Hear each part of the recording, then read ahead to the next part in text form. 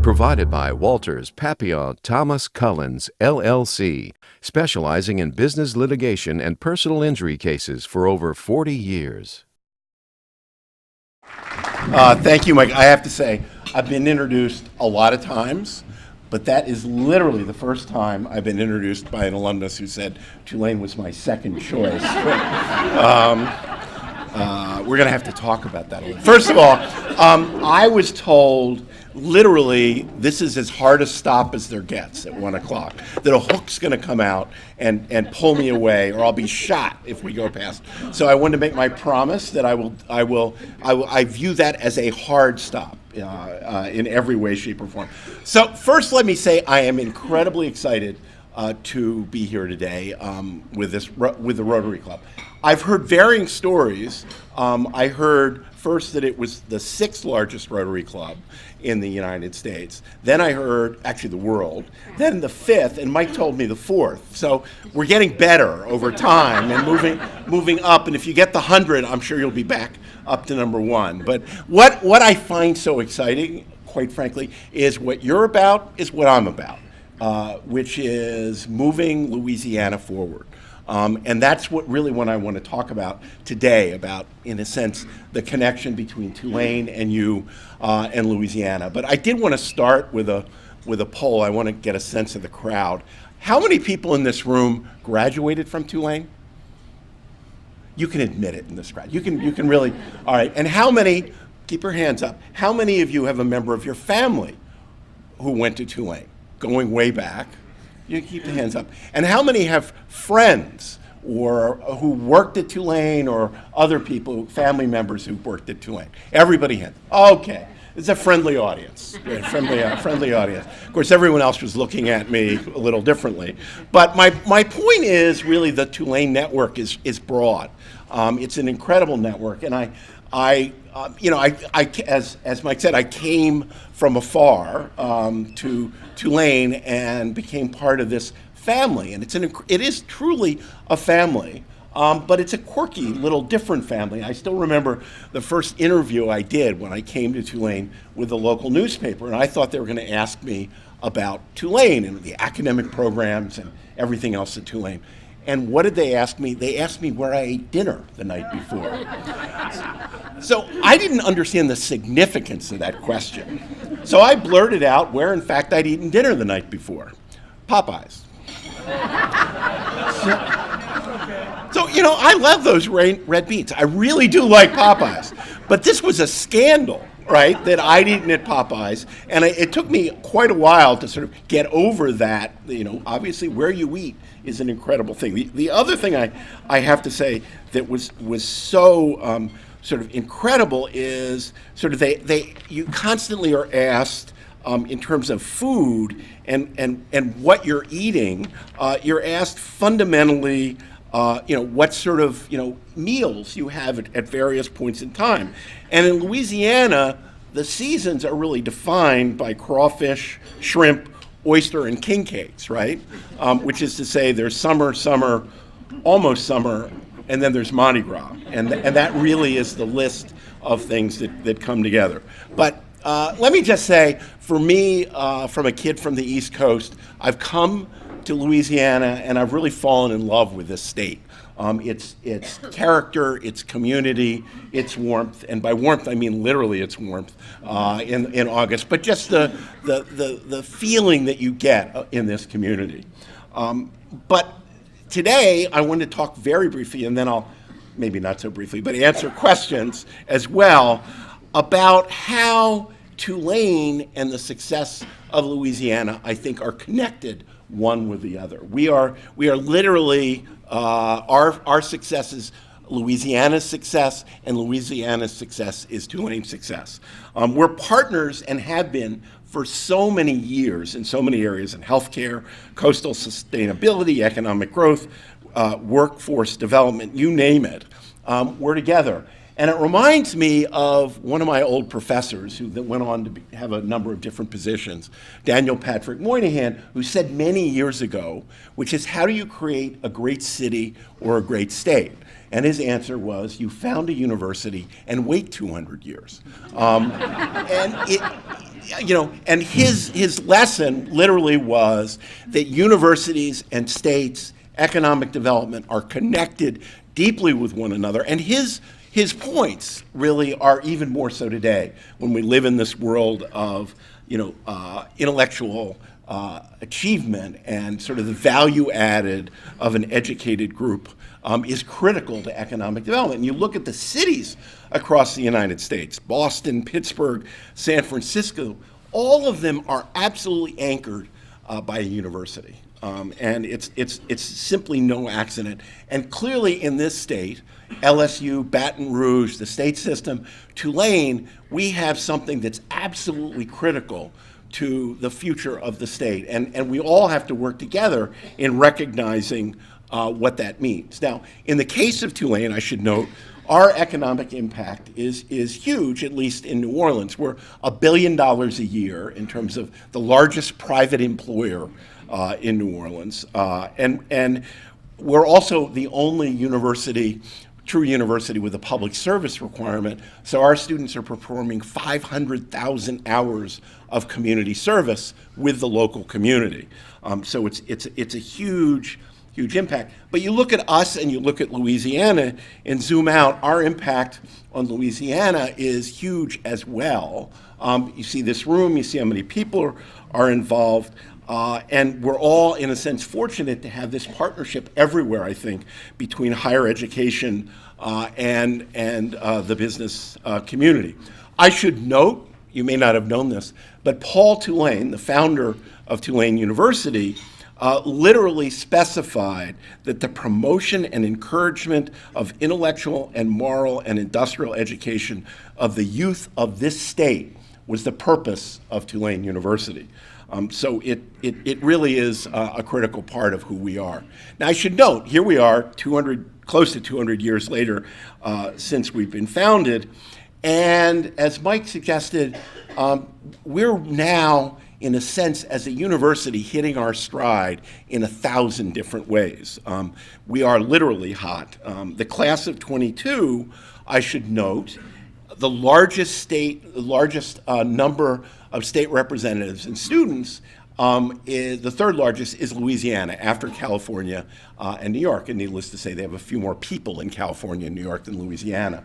So we're drawing a huge number of students from this state. From every single parish, we have a student in the entering class, but one. I won't tell you what the one is, but that won't happen next year. We'll make sure and get it from 50. And we have 37 students from Baton Rouge in the entering class at Tulane University. That really is important, not only in that we're keeping incredible students, and a couple of you came up to me and said, my granddaughter or my grandson is at Tulane. It's so critical that we keep students in this state, as well as draw students from across the country.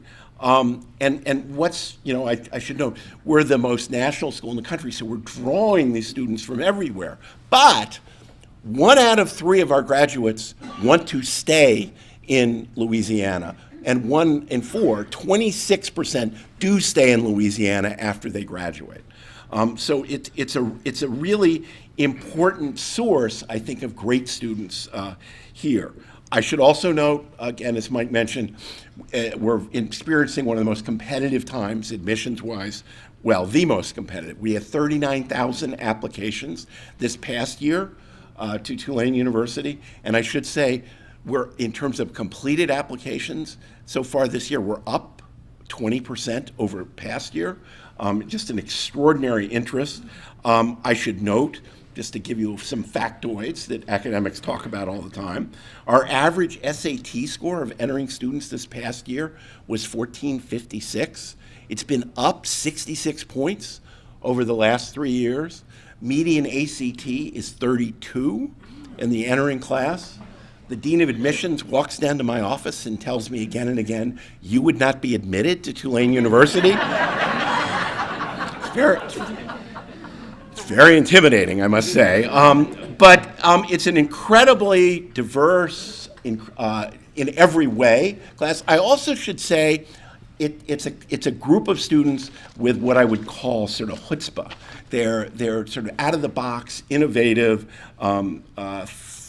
sort of creative in a way. Part of it's they come to this place, New Orleans, which is not exactly like any other place in the country, the #1 college town in the country, but recently stated by Princeton Review, and it creates this sort of ingenious type student body that really, I think, is going to be innovative and make a difference in the outside world.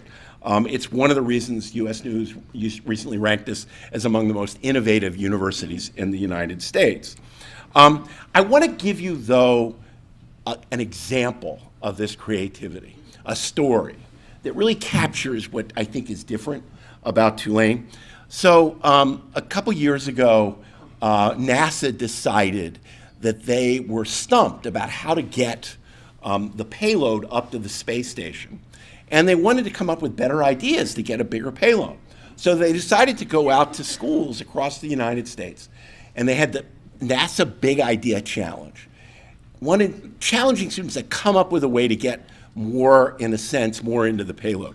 So there are aerospace programs all across the United States. Tulane does not have an aerospace program. So MIT and Texas and all these different schools, Maryland, came up with these proposals for their aerospace about how they would do it. Tulane had a bunch of students who met at the makerspace. And there was an engineer, but there was a finance major, an English major, an architecture major. And they sort of thought, how are we going to do this? Well, of course, it was typical Tulane, innovative, out of the box. They came up with an idea and proposed it to NASA, and they went through this competition, and they made it to the quarterfinals, to the semifinals, to the finals, and then they presented to down at NASA. So the other finalists came forward with their presentations, and they were all sort of the typical, remember 2001 Space Odyssey, the same idea of sort of going up and a cone and opening up. So what did the Tulane students do? Again, very creative group of kids. Their model was Pringles potato chips, right? Yeah, you're right. Pringles potato. You know Pringles with the hexagons? So their idea was, how do you get Pringles into one of those tubes? And could we, in a sense, get the payload into sort of a round thing and then have them reform when they got up to the spaceship? So that was their plan. And they went out and presented it in these finals, right, at the end of the whole project. So the other group presented, one after the other, the MIT, the other schools, and they all looked the same. And the head of the Tulane team sort of said, I thought we were going to be laughed off the stage. So they went up and they presented. So who do you think won? Well, obviously, I wouldn't be telling this story if Tulane fundamentally had not won. And they did win. And that's what when I talk about this character of Tulane, group of kids coming together in the makerspace, coming up with a plan. We just won the International Business Model Competition, 3,000 entrants from all over the world in Palo Alto. Again, this out-of-the-box, creative way of approaching problems. And it's really, in a sense, I think, the mark of what Tulane is and why we're attracting the students that we are. I should note that's also, this approach is also reflected in the research that goes on campus, an incredible amount of sort of research that makes a difference for the state. And that's what I want to, again, underscore again and again, that our world, the Tulane world, is absolutely connected with the future of Louisiana. We're looking in the next couple of years to moving up to over $200 million in garnered research dollars from the government. And that means not only research, but startups and spin-offs from that type of activity. We have a whole series of institutes that are moving forward that, again, I think will make such a difference to the state. The Brain Institute, which is looking at issues of dementia and neuroscience, bringing together scholars from across the university to really focus on how to deal with that. Our School of Public Health and Tropical Medicine, the oldest school of public health in the United States, is on the forefront of research in areas like Zika and Ebola. That's where in a sense, everyone looks to us as, in a sense, solving the problems of those diseases. We talked a lot with people here about river and coastal issues. We just set up the Bywater Institute, great partnerships with LSU in this area that's obviously critical for us and the rest of the region. Again, just a whole lot of different areas of research that are going to bring research dollars to Louisiana, but also the potential for startups and other activities after that. One other note for those of you who've not been back in New Orleans or to Tulane recently, the physical campus at Tulane has truly transformed over the last couple of years and will be continuing, even though we're very landlocked, I should say. So just quickly, I want just to give you a sense of it. I invite you all to Tulane to take a look at all these changes, but I just wanted to show you a video that gives you an impression of where we are and where we're going.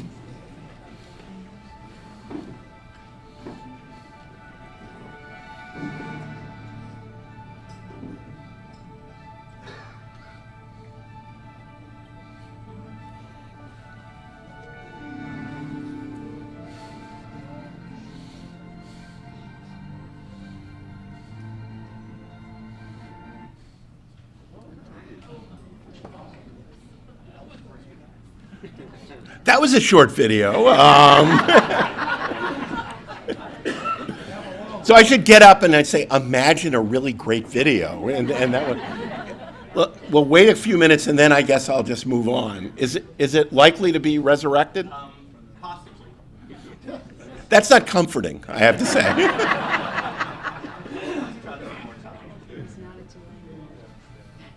My apologies to LSU folks that we started with a football stadium. I understand it's not exactly like your football stadium.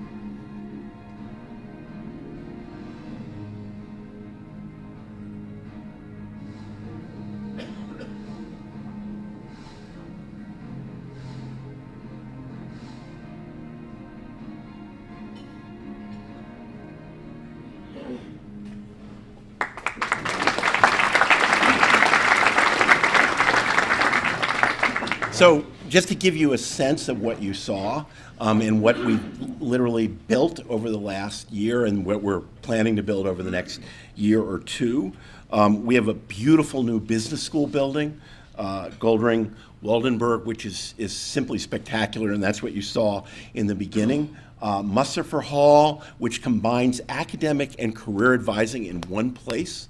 so that while students are thinking about courses as well as careers as part of a unified approach at the school. The Commons, which is an 80,000 square foot commons for the university, food, classes, places for people to hang out, really an environment that brings students together. Tulane was started as a plantation space, so we're long and narrow, and so it's critical to create spaces where we can bring students and faculty together. Really, we're moving for a first phase of a new campus vision, which is going to include a new science district and Paul Hall, an engineering facility, which we're moving forward pretty aggressively on, a digital discovery center, a master housing plan. And for those of you who make it to New Orleans, we're really focusing as well on a downtown campus. We've moved, we have 3 schools now downtown, the medical school, School of Public Health, and the School of Social Work. We are moving a lot of people downtown, and we're physically creating a campus downtown. And it's been very public. We're in discussions about possibly consolidating a number of our people in the old charity facility that would help the development down there. So again, you think of Tulane as this uptown campus, beautiful location, but if you think of us 10 years from now, what you'll also think of is a large downtown campus, not only with medical school, but all that comes with a medical school in terms of startups and research that spins out from a medical school. So that's really where we are as a university. Obviously, we're very proud at this moment. We're, as one of the national publication schools described as the hottest school in the country. But what I want to bring home to you is a large part of how hot we are is that we're in Louisiana and New Orleans. We're really benefiting from this location. New Orleans, the #1 college town in the United States, and we're benefiting from all the synergies. And our success, and again, I go through it, in admissions, in research productivity, in rankings, in a whole lot of different areas, in fundraising, which, we've broken all of our records in terms of bringing support to the campus. That's great for us, but I also want to say it's great for everyone in Louisiana. Because again, as Pat Moynihan said, we're all joined at the hip. And this, in a sense, I think is a great harbinger for things to come. So that's sort of a mad dash through Tulane with 5 minutes left till 1 o'clock, and I'm happy to take any questions that you might. Oh my God. Yeah. Could you tell them something about the Tulane Business Forum that has grown so much? And I think this year you were in the River Center, perhaps? Yes, no, the business... Convention Center. The convention, yeah, the business forum is the hottest ticket in town. Usually we get 800 to 1,000 participants, and it brings together all sort of the business community and Tulane faculty and others to talk about. Usually there's a topic as part of that, but it's part of our relationship, obviously, to furthering the whole community business-wise. Yeah. Sorry. What is the tuition? Okay, next question. Well, I should note, well, there are 2 parts to this. There's the price of tuition, which is in the 40s. We give out a lot of scholarship aid. And one of my goals, we're in the middle of a campaign, and one of the goals is to increase substantially our scholarship support. But it is actually in the mid-40s. Well, right, yeah. In regard to your dementia research, currently there's no place in Louisiana that you can donate your brains to. Are you going to incorporate that into your research? It's a great question. I'll find out. I mean, now I will say, I don't know. I'll find out. Yeah. What's the total enrollment, undergraduate, graduate? The total enrollment is now over 14,000.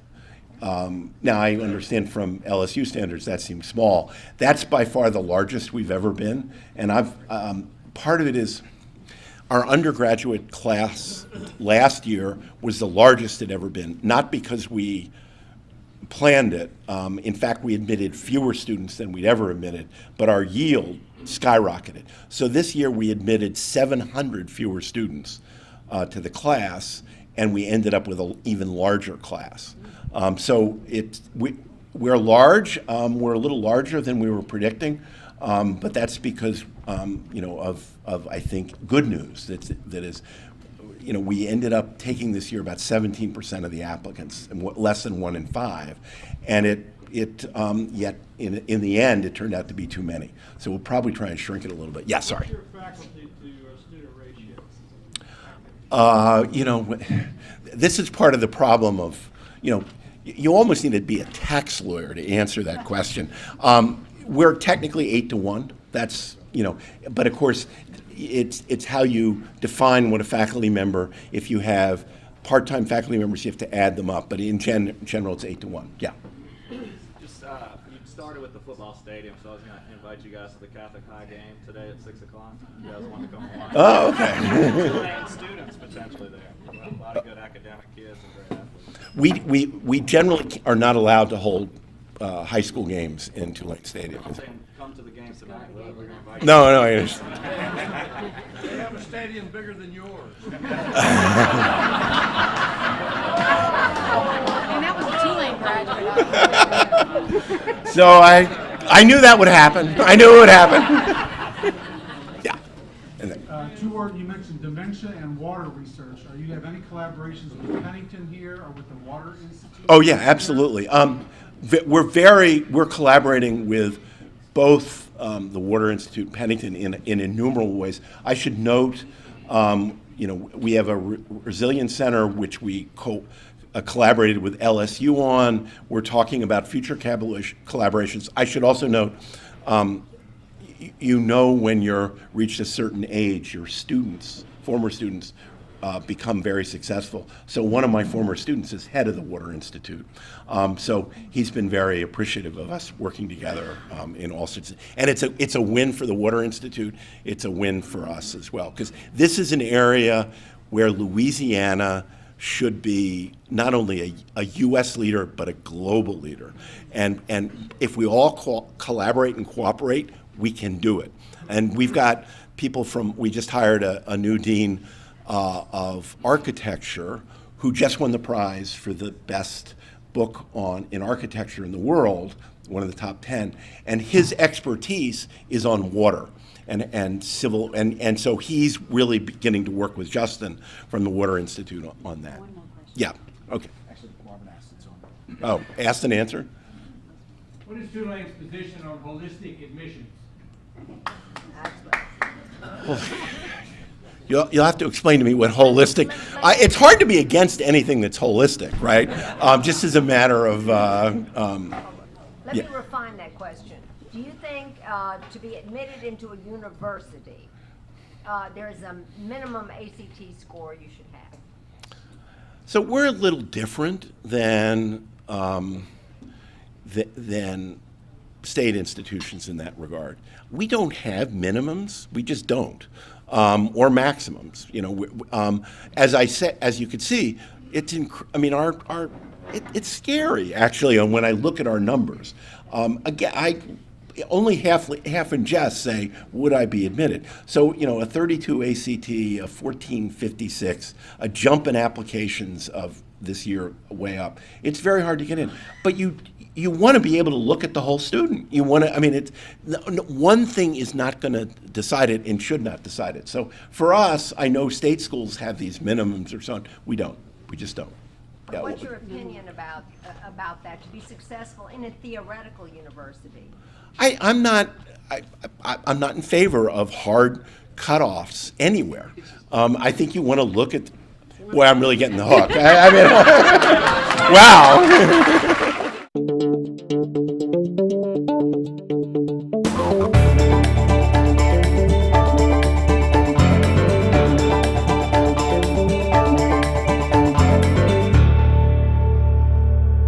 Support provided by Walters, Papillon, Thomas Cullens, LLC, specializing in business litigation and personal injury cases for over 40 years.